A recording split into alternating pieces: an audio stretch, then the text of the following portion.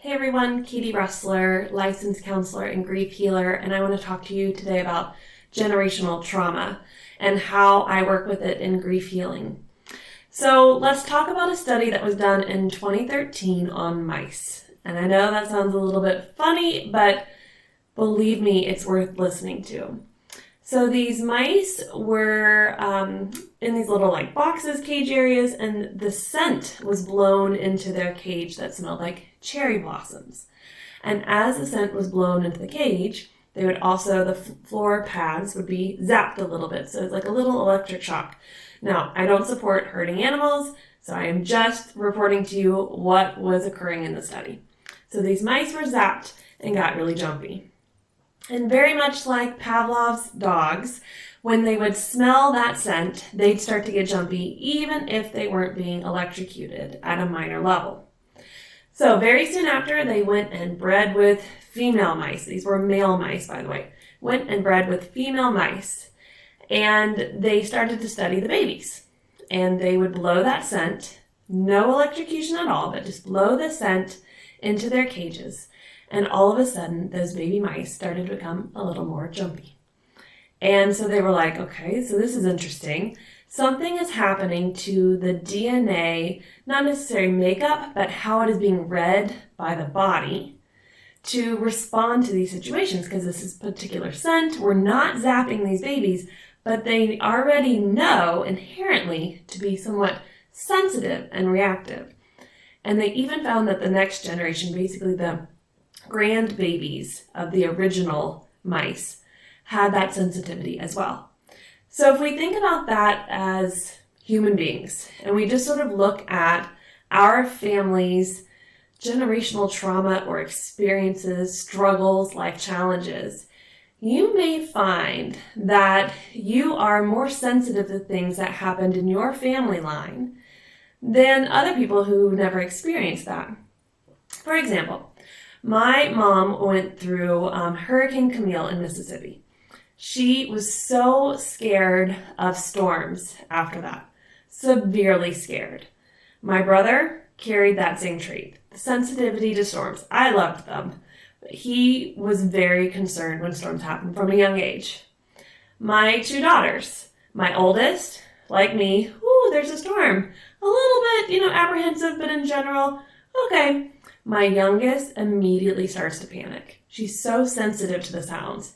I, again, her mom, loves storms. So I'm like, oh, look, it's raining. Oh, look at the clouds. Look how powerful. And I like to joke about the drums are playing. That's what thunder is. And look at the lightning. I really want them to wonder at it and not be fearful of it, because I grew up with people who were fearful in my family. My husband, the same. He's not scared of storms, but my youngest is. So here's a situation in which I'm not nurturing it, but nature has already given her the sensitivity to it. She hasn't had a bad experience with storms, and now here we are, and she's like, about storms. So think about your own life. Have there been things that you've been sensitive to that you never really quite understood, but if you look at your parents or your grandparents or your great-grandparents' generation, what they went through, the challenges they experienced, you may find you have some sensitivities because of what happened to them. Because there are markers that attach to our DNA after trauma that are read in such a certain way to the next generation that makes us sensitive to it. So how, as a grief healer, do I recognize these things? Well, usually what happens is, and if I do a one-on-one session, the client will start to talk to me about these things, and we'll sort of explore, and they might go, well, no, I never really had anything bad happen to me like that. But I've just always been scared it would, or always been sensitive to this. And then what we do is a family genogram, a family map, basically, or family tree, you might know it as. And we start to see the trauma. We start to see the addiction. We start to see the patterns that have happened on both sides. And we go, oh, wow. So just because you haven't experienced it doesn't mean you're not carrying the sensitivity to that experience. So in group grief healing sessions, as you start to go, wow, I feel really blocked in this area, or I just know that every time I face this challenge, I back down. I've never experienced something like that. I don't know why that occurs, but I back down. So through the grief healing sessions, we start to say, how can you face those things? How can you step outside of that sort of prison of fear or sensitivity that doesn't even come from your generational line, from you, and be able to go, I want to heal all that from behind so that I can start to move forward and be healthy and react with less sensitivity to what's going on around me. So through the meditations, we start to heal those indicators of this makes me sensitive, and start to go, okay, you can soothe yourself in those moments. You can recognize what's going on and be able to lay them to rest. I know for me, during the time when the COVID virus first came out, I had this panic about death and oh my gosh, and what would happen, and all of this stuff. This was before they really said, here are the risk groups and yada yada. But I just felt this panic, and it wasn't until I started sort of thinking about generational lines of where is the sensitivity about health issues, where does that come from, that I started to see that there were past family members who had experienced some horrible viruses and diseases. So it made sense that I had this sensitivity in me to these things, where I saw even other mom friends going, oh, everything's okay. They didn't experience the sensitivity to the same level.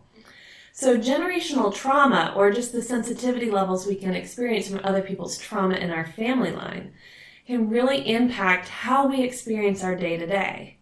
Be mindful of that, and notice in your week if there are certain things that you go like, man, I've always been afraid of this thing, or very aware and heightened about this. And I'm realizing now when I look at my family line, I can see on both sides, or only on one side, that comes from them, but it's not because I experienced it.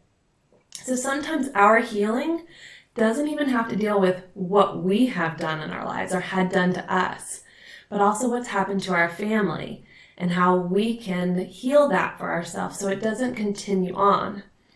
Now, if you think about this whole thing, so DNA, and there's these indicators and there's the sensitivity, this would mean that you would then, after the healing, have to have a child for it to not be passed on. So if you already have children, you are aware now that they might be sensitive to these things. Like I said, I've got one daughter so scared of storms and one who's not. So it's not that everybody gets that sensitivity, that indicator. But you need to be aware then that your younger generations are going to experience that, and to help them with their own healing of being able to lay to rest the fear and the trauma from past generations. If you've got any questions about this, feel free to write below or let me know, and we can have discussion privately about how your generational trauma might be impacting how you're dealing with things today.